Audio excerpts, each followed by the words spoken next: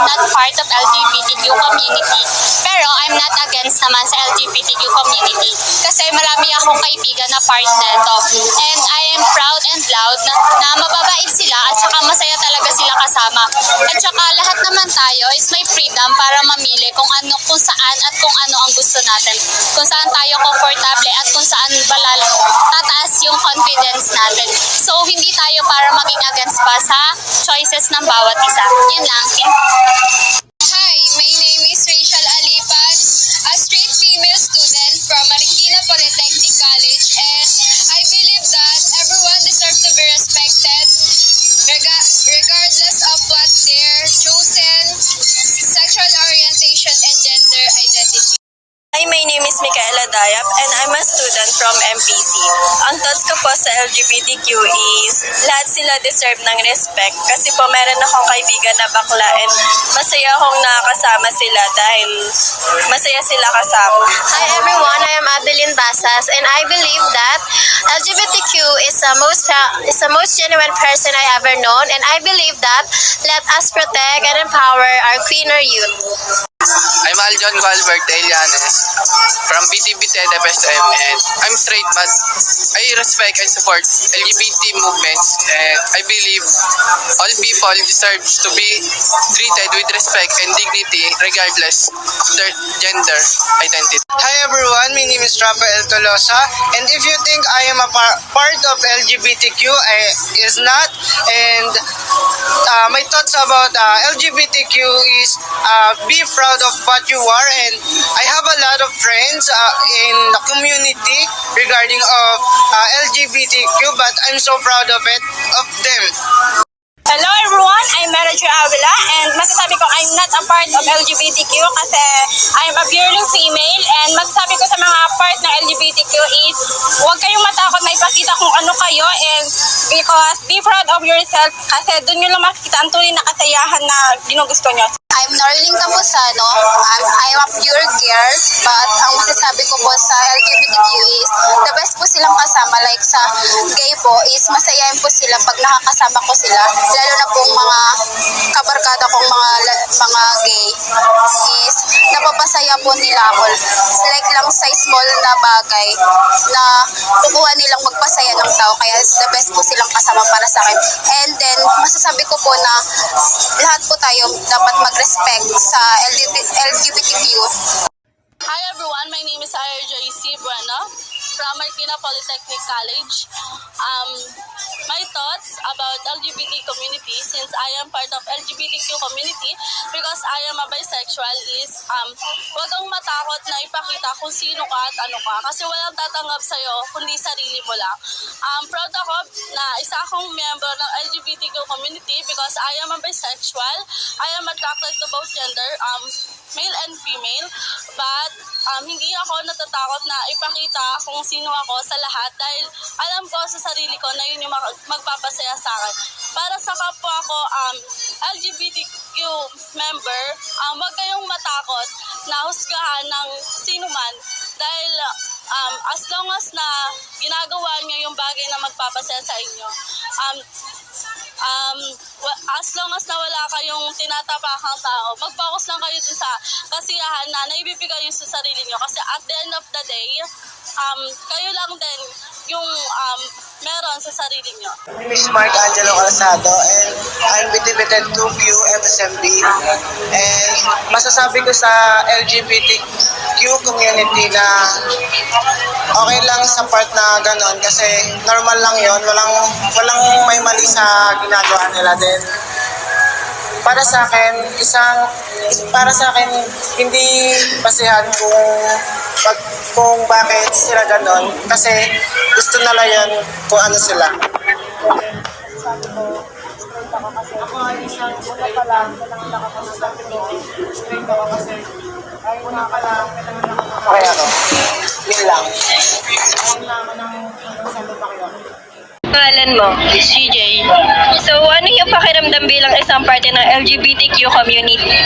Ito, masaya kasi ito yung nasa puso ko eh. So, ano yung mga struggles na napagdaanan mo bilang part ng LGBTQ community? Mahirap. Maraming nagsasabi sa amin na bakit naging ganito kami. Siyempre, para sa amin, pinapaliwala na lang namin. Siyempre, ganito kami, ano mga gawa namin? Diba? Sabi nila, isa nga lang daw yung, dalawa nga lang daw class na ginagawa ng Diyos. Ito yung nasa puso namin eh, ano mga gawa namin? Diba? Thank you, Kuya. So, hi, good evening po. Andito po ako sa tabi po ng parent ko na LGBT. So, ano po pangalan? Marife po. So, here's the question. Tanggap niyo po ba yung anak niyo bilang isang parte ng LGBTQ community? Opo. Kasi gusto niya yun eh, kaya di ko na siya pinipigilan kung anong gusto niya. Alright po, thank you. Hello everyone, my name is Rachel Alipa And I'm Melody Avila. and we are here to conduct an interview about LGBTQ. I am RJ Bueno. I am from the Tibetan Tokyo FSM set. I am Johnny Garosario, partner ni Ira Jun. Partner ni Ira Jun Bueno, IMS. So, ano ang pakiramdam bilang isang parte ng LGBTQ community? Masaya, accept ka ng partner mo, both side ng magulang mo. Yung wala kang tinatago sa isa't isa. Tanggap ka lahat. Ano-ano ang mga pagsubok na dumadating sa inyo bilang couple and paano nyo ito naragpasan? Maraming problemang dumating sa amin pero dito kami para labanan yon. Labanan yon ng kami magkasama kaming dalawa. Yung hindi kami nagpapatalo sa problema. Naging mabuti ba ang lipunan sa inyo? Para sa akin, masasabi ko na oo. Kasi as long as na napupurso namin na gawin yung mga gusto namin gawin at ilantad kung ano man kami, siguro masasabi ko na yung society is naging mabuti sa akin. Bilang isang miyembro ng LGBTQ community, ano ang pwede mong maging advice sa kapwa mo miyembro nito? Do what you want.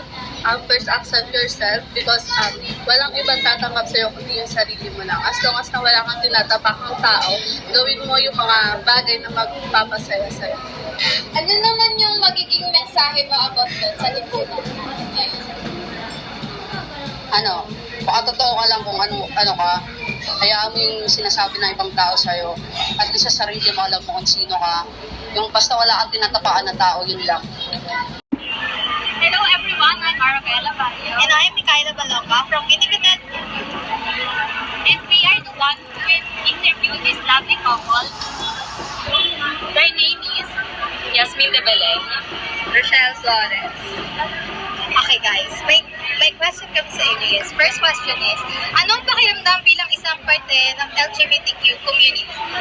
So at first, nakakakaba siya syempre kasi merong mga taong, alam mo yun, yung mga religious na tao. So sila, pinapaniwalaan nila is yung dapat ang relasyon is dalawang sex lang or for opposite gender. So nakakakaba siya kasi baka makaranas kami ng mga discrimination. Ano-ano ang mga pagsubok na tumating sa inyo bilang couples and paano nyo ito nalagpasan? So ayun nga, nung pag minsan magkasama kami, so kapag magkasama kami minsan may mga time na yung mga taong nakakasalubong namin is parang iba yung tingin nila sa amin. So syempre, ang awkward dun sa pakiramdam. So nilagpasan namin yun in a way na tinanggap na lang namin. I mean, hindi na lang namin sila binigyan pa ng pansin and mas nag-focus na lang kami sa sarili. As a part of LGBTQ community, naging mabuti ba sa inyo ang lipunan? Katulad nga ng sinabi niya, parang nakakatanggap kami ng discrimination sa mata nila.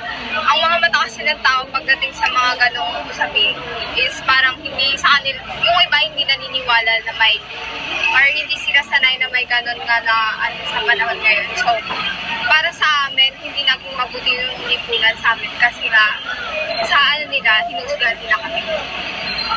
So, bilang isang miyembro ng LGBTQ, ano yung pwede niyong maging advice para sa miyembro din ng LGBTQ? So, kung na-experience man nila yung mga nararanasan namin, like yung awkwardness nga kapag may nakakasalubong na ibang tao. So, wag na lang din nilang pansinin na, although mahirap yun kasi syempre harap-harapan nilang nakikita yung reaction ng tao. So, tanggapin na lang din nila and mas mag-focus na lang din sila sa sarili nila. Meron pa ba kayong mensahe para sa mga ipunan natin? Ang message ko for the community, sana magkaroon ng gender-free society sa bansa. Like, walang panghuhusgang makikita or matatanggap ng isang tao based sa kanilang gender. Wala.